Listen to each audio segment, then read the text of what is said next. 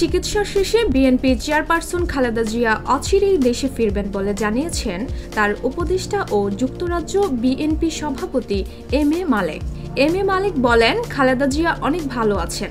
তিনি বাসায় ফিরে খুব হাসি খুশি আছেন।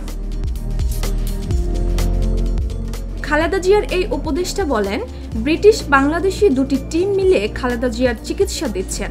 হাসপাতালের চেয়ে বাসায় বেটার ট্রিটমেন্ট হচ্ছে।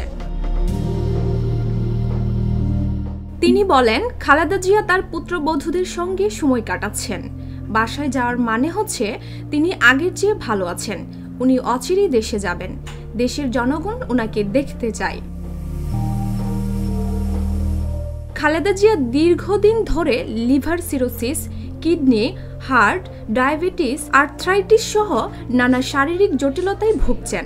উন্নত চিকিৎসার জন্য গত ৮ জানুয়ারি লন্ডন ক্লিনিকে ভর্তি হন তিনি। দীর্ঘ ১৭ দিন চিকিৎসা শেষে হাসপাতাল থেকে ছুটি পেয়ে বর্তমানে লন্ডনে তারেক রহমানের বাসায় রয়েছেন।